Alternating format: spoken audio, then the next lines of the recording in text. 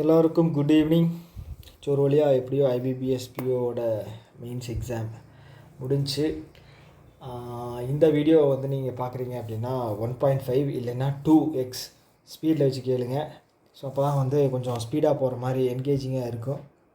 ஏன்னா வந்து இது ஒரு கிட்டத்தட்ட ஒரு 6-7 நிமிஷம் வரலாம். ஏன்னா ஃபுல் அனாலிசிஸ் எப்படி இருந்துச்சு அப்படிங்கிறத பற்றி நான் எக்ஸ்பிளைன் பண்ண போகிறேன்.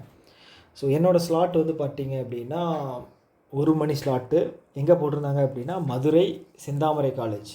ஸோ நான் வந்து கோயம்புத்தூர் 1 மணி ஸ்லாட்டு போட்டிருந்தாங்க. ஸோ ஓவராலாக எக்ஸாம் எப்படி இருந்துச்சு அப்படின்னா, நான் போகும்போதே நான் எக்ஸ்பெக்ட் பண்ணி தான் போனேன். ஏன்னா இது வந்து என்னோடய ஐபிபிஎஸ் பிஓவோட 4வது பிஓ மெயின்ஸ் அட்டம்ப்ட்டு. ஸோ அதனால் வந்து 3 டைமும் ஃபெயில் ஆகிருக்கோம். ஸோ அதிலிருந்து கொஞ்சம் எக்ஸ்பீரியன்ஸ் இருக்குது இல்லையா. ஸோ அதை வச்சு நான் யோசிச்சுட்டு போனது என்ன அப்படின்னா, ஒரு செக்ஷன் எப்படியா இருந்தாலுமே வந்து பயங்கர டிஃபிகல்ட்டாக கேட்பாங்க. ஸோ அதுக்கு தகுந்த மாதிரி நம்ம வந்து பிளான் பண்ணி அட்டன் பண்ணிக்கணும் அப்படின்னு தான் வந்து மைண்ட் செட்டோடு போனேன். ஸோ அது மாதிரியே தான் இருந்துச்சு. ஸோ அது என்ன அப்படிங்கிறத நான் வந்து உங்களுக்கு என்னோடய அட்டம்ப்ட்டு சொல்லும்போது நான் உங்களுக்கு சொல்கிறேன்.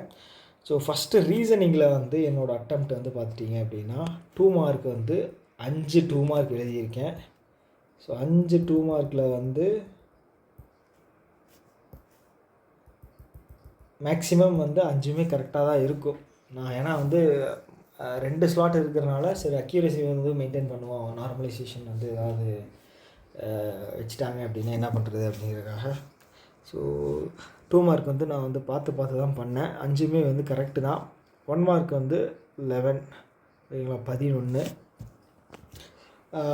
கரண்ட் அஃபேர்ஸும் கொஞ்சம் வந்து ஒரு மாடரேட் டு டிஃபிகல்ட் லெவலில் இருந்துச்சு. ஸோ நான் இந்த பக்கம் வந்து எக்ஸாம் லெவல் எப்படி இருந்துச்சுன்னு எழுதுகிறேன்.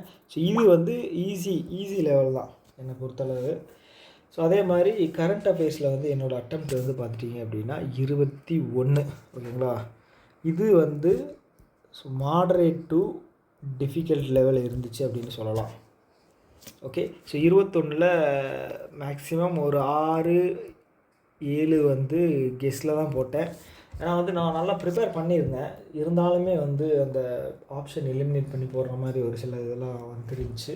ஸோ அதில் வந்து கொஞ்சம் குழப்பங்களாகி ஸோ நிறையா கொஷின்ஸ் வந்து எனக்கு நான் அட்டன் பண்ணாமல் கூட விட்டுட்டேன். சரி அக்யூரசி மெயின்டைன் பண்ணணுமே அப்படின்னு சொல்லி அட்டன் பண்ணாமல் கூட விட்டுட்டேன். ஸோ அதனால் 21. ஓகே. இங்கிலீஷில் வந்து 2 மார்க் வந்து 2 தான் அட்டன் பண்ணினேன். அதாவது என்ன 2 அட்டன் பண்ணியிருப்பேன் அப்படிங்கிறது செகண்ட் ஸ்லாட்டில் எக்ஸாம் எழுதுனா உங்களுக்கு தெரியும். அந்த டேப்லர் காலம் வச்சு வேர்ட்ஸ் வந்து இது பண்ணுறது தான் வந்து நானும் எழுதினேன், அட்டன் பண்ணேன். ஸோ அதனால் 2 அது மேக்ஸிமம் 2மே கரெக்டு தான். ஸோ 1 மார்க் வந்து 14. எதிர்பார்த்த மாதிரியே வந்து ஒரு செக்ஷன் வந்து பயங்கர கொடூரமாக கேட்பாங்க அப்படின்னு சொன்னேன் இல்லையா. ஸோ அது என்னை பொறுத்தளவுக்கு என்னோடய ஒப்பீனியனில் வந்து இங்கிலீஷாக தான் இருந்துச்சு எனக்கு. ஏன்னா வந்து ரொம்ப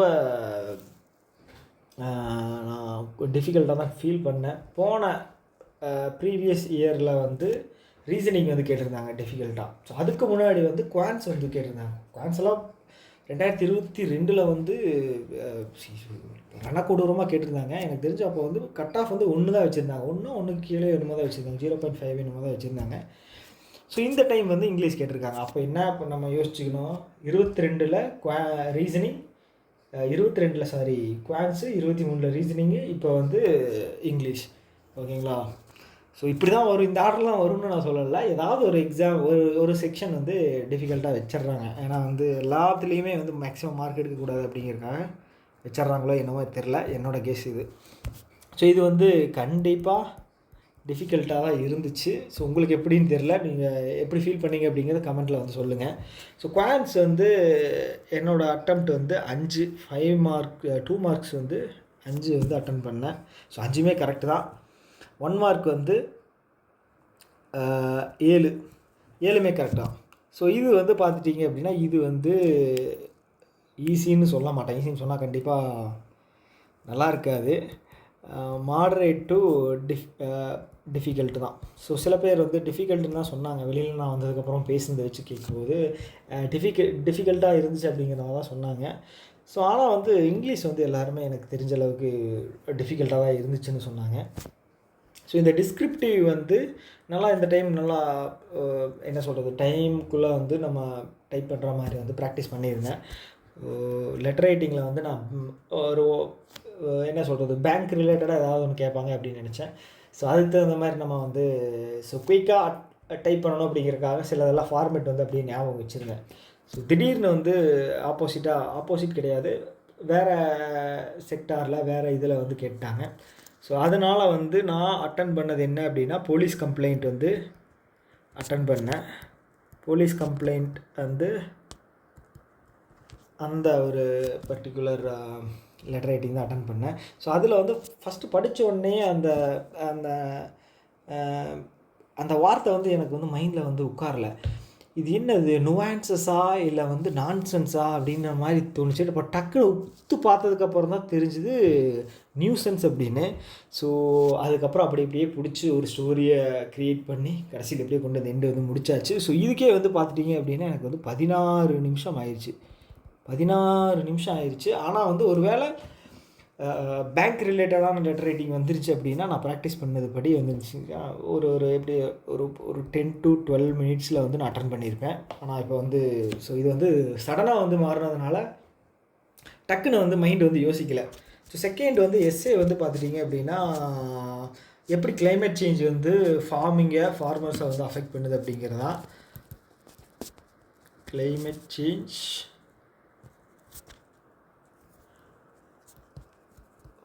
ஃபார்மர்ஸ். ஓகே, இதில் வந்து நான் வந்து ஒரு 180 to 200 வேர்ட்ஸ் வந்து டைப் பண்ணேன்.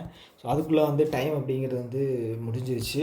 ஆனால் வந்து கண்டென்ட்டாக வந்து நான் ஓரளவுக்கு நல்லா தான் பண்ணியிருக்கேன். போன எக்ஸாமில் வந்து 100 வேர்ட்ஸ் தான் பண்ணேன். அப்போ வந்து எவ்வளோ மார்க் வந்துச்சு அப்படின்னா 8.75 அப்படிங்கிறது வந்துச்சு. ஆனால் போன டைம் வந்து ரொம்ப ஒஸ்ட்டாக தான் பண்ணேன் டிஸ்கிரிப்டிவ். ஸோ இந்த டைம் வந்து நான் இதோட பெட்டராக தான் பண்ணேன். போன டைம் விட பெட்டராக தான் பண்ணியிருக்கேன். இதோட அதிகமாக மார்க் வரும்னு எதிர்பார்க்குறேன். ஸோ ஓவராலாக இந்த எக்ஸாம் பொறுத்தளவுக்கு வந்து பார்த்துட்டிங்க அப்படின்னா ஸோ கட் ஆஃப் வந்து அவன் வந்து எப்படி இருந்தாலும் 60 to 65 தான் வைப்பான். ஸோ அதுக்கு தகுந்த மாதிரி தான் பேப்பரும் வந்து டிசைனும் பண்ணியிருக்கான். ஸோ நம்ம வந்து ரொம்ப டிஃபிகல்ட்டாக இருக்குது இந்த மாதிரி கேட்கலாமா அப்படின்னெல்லாம் வந்து நம்ம அவன் செய்யணும் சொல்ல முடியாது. அவன் கட் ஆஃப் வந்து அதிகமாக வைக்கிற மைண்ட் செட்டில் அந்த பேப்பர் வந்து டிசைன் பண்ணலை. ஸோ அதுக்கு தகுந்த மாதிரி தான் கட் ஆஃப் இருக்கும். மேக்ஸிமம் அக்யூரசி மெயின்டைன் பண்ணியிருந்தீங்க அப்படின்னா சூப்பர். ஓகே, ஸோ இதுதான் வந்து நான் அட்டன் பண்ண ஸ்லாட்டோட என்னோட அனாலிசிஸ். ஸோ உங்களோட அட்டெம்ப்ட் என்ன அப்படிங்கிறத கீழே வந்து கமெண்ட் பாக்ஸில் சொல்லுங்கள். ஸோ ஏன்னா வந்து தமிழ்நாடு ரீஜியனில் வந்து எப்படி இருக்குது அப்படின்னு ஸோ பார்த்தா தான் தெரியும். ஏன்னா நார்த் இந்தியன் சேனல்ஸ்லாம் போய் பார்த்தோம் அப்படின்னா ஸோ அவங்க வந்து அட்டம்ப்டே வந்து கஜாமுஜான்னு சொல்லுவானுங்க. அது வந்து உண்மையாக பொய்யான்னு கூட தெரியாது. ஸோ நீங்கள் வந்து சொன்னீங்க அப்படின்னா தமிழ்நாடு ரீஜியனில் காம்படிஷன் எப்படி இருக்குது, ஸோ நம்ம எப்படி என்ன செக்ஷன் வந்து உண்மையாலுமே வந்து டிஃபிகல்ட்டாக ஈஸியாக இருந்துச்சு அப்படிங்கிறத வந்து நம்ம ஐடென்டிஃபை பண்ண முடியும். ஸோ ஓகே, ஸோ இந்த வீடியோ இதோட முடிஞ்சு. ஸோ தேங்க்யூ ஃபார் வாட்சிங் this video guys. Have a nice day. Thank you all.